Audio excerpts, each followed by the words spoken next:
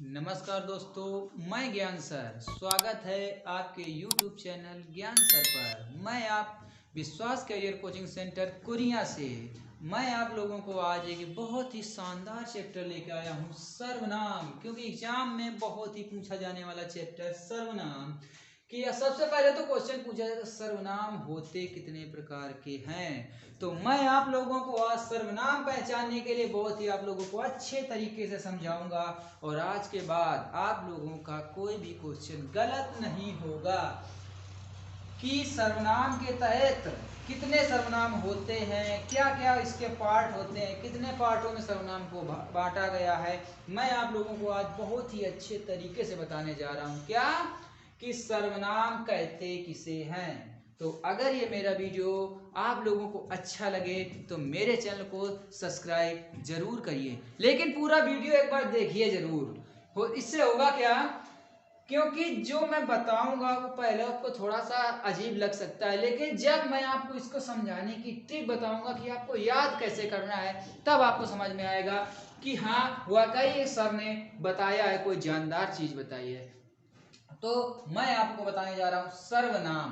तो पहले हम लोग बात करते हैं सर्वनाम। सर्वनाम कहते किसे हैं? सर्वनाम कहते हैं संज्ञा के जिस स्थान पर, संज्ञा के जिस स्थान पर शब्दों का प्रयोग किया जाता है, संज्ञा के जिस स्थान पर शब्दों का प्रयोग किया जाता है उसे क्या कहते हैं? उसे कहते हैं सर्वनाम। अब होता क्या है कि सर्वनाम हमारे होते कितने प्रकार के हैं। तो बेटा कभी कभी क्वेश्चन, एक बहुत डाउटफुल क्वेश्चन इतने समय चल रहा है कि अगर आपसे पूछे कि सर्वनाम कितने होते हैं तो आपको कितना बताना है? 6 बताने हैं। लेकिन अगर आपसे क्वेश्चन में पूछ ले कि मूलतः सर्वनाम कितने होते हैं, मूलतः सर्वनाम की संख्या कितनी है, तो बच्चों आप लोगों को 11 बतानी है। ये क्वेश्चन आपको बहुत ही कम लोग आपको बताएंगे। आपको केवल इतना बता दिया जाएगा कि सर्वनाम कितने होते हैं? 6 होते हैं। लेकिन कभी कभी लोग पूरी बात नहीं बताते, क्योंकि जो हमारे सर्वनाम होते हैं वो 6 होते हैं, लेकिन जब मूलतः की बात आ जाए तो हमारे सर्वनाम होते हैं कितने? 11 होते हैं। अब मैं आप लोगों को आज बताने जा रहा हूं इन 6 में से एक एक करके मैं आप लोगों को 2 पार्ट में ये मैं वीडियो बनाऊंगा आप लोगों को। ये हमारा कौन सा है? ये हमारा पार्ट फर्स्ट, यानी ये पार्ट जो है हमारा पार्ट फर्स्ट है, क्योंकि मैं इसको बहुत अच्छे तरीके से बताने जा रहा हूं। क्योंकि ये नहीं कि जल्दी जल्दी बता दिया काम खत्म, नहीं। मेरा मकसद ये रहता है कि मैं कोई भी चीज बताऊं आप लोगों को समझ में आनी चाहिए बस। तो मैं आज बात करता हूं सर्वनाम की। सर्वनाम को कितने भागों में बांटा गया है? 6 भागों में बांटा गया है। और 6 भाग में पहला भाग है हमारा क्या? पुरुषवाचक सर्वनाम। कौन सा है? पुरुषवाचक सर्वनाम। पुरुषवाचक सर्वनाम। इसमें क्या होता है? इसमें वक्ता, श्रोता, अन्य का बोध कराने वाला सर्वनाम पुरुषवाचक शब्द होता है। सिर्फ पुरुष और वक्ता का या सुनने वाले का बोध कराता है। जैसे हम किसी से बात अपनी कहें, वो हमसे कहे, हम किसी दूसरे की पूछें, ये होता है। तो ये क्या होता है? वक्ता और पूछने वाले का बोध कराता है, वो हमारे होते हैं पुरुषवाचक सर्वनाम। अब पुरुषवाचक सर्वनाम को कितने भागों में बांटा गया है? 3 भागों में बांटा गया है। पुरुषवाचक सर्वनाम को हमारे 3 भागों में बांटा गया है। नंबर 1 उत्तम पुरुषवाचक सर्वनाम, नंबर 2 मध्यम पुरुषवाचक सर्वनाम, नंबर 3 अन्य पुरुषवाचक सर्वनाम। अब बेटा अगर आपसे कभी भी पेपर में पूछे ये बताओ कि उत्तम पुरुषवाचक सर्वनाम कौन सा है, मध्यम पुरुषवाचक सर्वनाम कौन सा है, अन्य पुरुषवाचक सर्वनाम कौन सा है, तो बच्चे कंफ्यूज हो जाते हैं। क्या? क्योंकि उनको तो पता है ये 6, वो उसी में ढूंढने लगते हैं। जबकि होता क्या है कि पुरुषवाचक सर्वनाम के ही 3 पार्ट हैं, ये होता है। तो क्या है, हम लोग आज बात करते हैं किसकी? पुरुषवाचक सर्वनाम की, जिसको 3 भागों में बांटा गया है। अब देखो बात करते हैं हम लोग पहले उत्तम पुरुषवाचक सर्वनाम की। इसमें क्या होता है, जैसे उत्तम पुरुषवाचक सर्वनाम की जो परिभाषा है हमारी, वो होती है कि वक्ता या लेखक जिससे अपनी बात कहे, वक्ता या लेखक, यानी कि जैसे हम अगर आपसे कहें कि आपको पढ़ना है तो क्या हुए? हम वक्ता हुए। ठीक, ये होता है उत्तम पुरुषवाचक सर्वनाम। इसमें होता क्या है कि वक्ता या लेखक जैसे अपने से किसी को बात कहे। अब कहेगा कैसे? जैसे अपने लिए कहेगा। क्या कहेगा अपने लिए? कहेगा मैं खेलने जाऊंगा। ठीक, मैं खेलने जाऊंगा, मैं पढ़ता हूं, ये होता है। ये क्या है? मैं, मतलब उत्तम पुरुषवाचक का जो भी कोई उदाहरण होगा वो अपने बारे में कह रहा होगा या अपने लिए कह रहा होगा। अब इसके बाद क्या? माध्यम। अब माध्यम तो सबको पता होगा, माध्यम का मतलब दो लोग। अब दो क्या? दूसरे से कहेगा, तो उसमें क्या कहेगा? तुम कहां गए थे? तुम कहां गए थे? तुम अपना कार्य नहीं करते हो। जैसे आ गया क्या? तुम अपना कार्य नहीं करते हो। ठीक, ये होगा। तो क्या आएगा? हमारा जो उत्तम पुरुषवाचक होता है वो अपने लिए कहता है, और जो माध्यम होता है वो किसी दूसरे से कहता है कि तुम कहां गए थे, तुम अपना कार्य नहीं करते हो। और जो हमारा अन्न होता है वो किसी तीसरे के बारे में पूछता है। और तीसरे में कैसे पूछेगा? इसमें आपके होते हैं 4 शब्द होते हैं। जैसे शब्द होते हैं वह,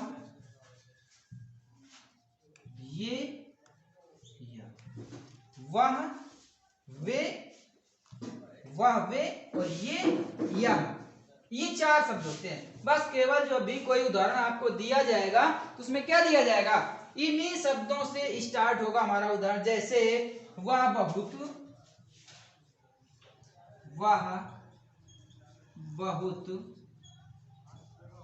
सुंदर है। देखो वह मिला हमारा। और जैसे उदाहरण आपको दे दे, यह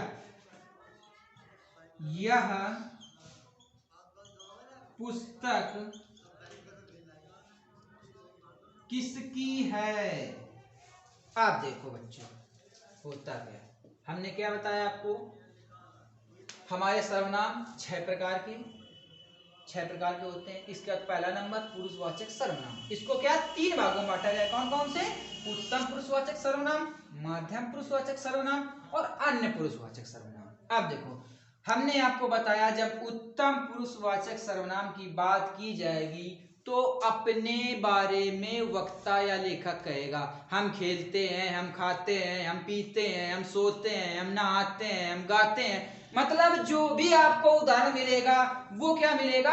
अपने ऊपर कह रहा होगा। मैं खेलने जाऊंगा, मैं हंसने जाऊंगा, मैं रोने जाऊंगा, मतलब कुछ भी उदाहरण होगा आपको ये बात समझने की है। तो क्या वो उत्तम पुरुषवाचक सर्वनाम होगा। जिस किसी भी उदाहरण में अगर ये कहे, अपने लिए कहेगा, तो कौन सा होगा?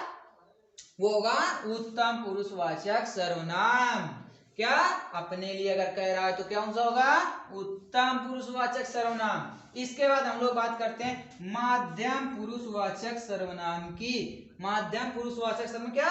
किसी दूसरे से कहे, क्योंकि माध्यम का मतलब क्या होता है? जुड़ना। और जुड़ेगा कैसे? जब 2 लोग होंगे, और जब 2 लोग होंगे तो बात किससे करेंगे? आपस में करेंगे।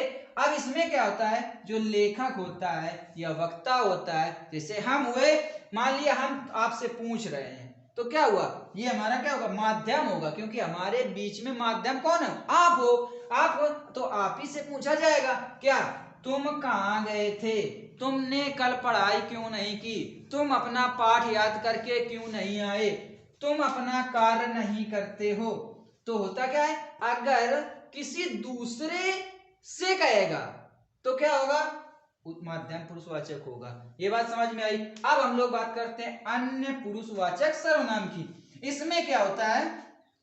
अन्य पुरुषवाचक सर्वनाम में होता ये है, इसमें आपको 4 शब्द मिलेंगे। वे, वह, ये और यह। इसी से आपका उदाहरण स्टार्ट होगा। और अगर ये शब्द आपको न याद रहे तो सीधा साधा फार्मूला क्या है? अन्य में क्या है? मतलब अन्य मतलब क्या होगा? अन्य के मतलब क्या होगा? दूसरा। और दूसरा का मतलब क्या होगा? किसी दूसरे से अपनी बात कहेगा। किसी दूसरे से अपनी बात कहेगा। लेकिन पूछेगा किसी तीसरे के बारे में, लेकिन पूछेगा किसी तीसरे के बारे में, वो हमारा क्या होता है? अन्य। जैसे अब ये माध्यम तो हो गया था हमारा कि हम और आप बात कर रहे हैं, इसके बाद क्या है? अन्य। अन्य का मतलब किसी तीसरे के बारे में बात करेगा। अब वो कैसे करेगा? जैसे कहेगा वह बहुत सुंदर है। अब जैसे दो लड़के आपस में बात कर रहे हैं, अब एक तीसरा लड़का निकला पल्सर से, बोला ये यार कौन है? तो ये होता है ना कि ये बहुत सुंदर है। जैसे कोई भी जा रहा है, इसके बाद लड़का कोई कहता यार ये बहुत सुंदर है यार, किसके यहाँ आया है या पुस्तक।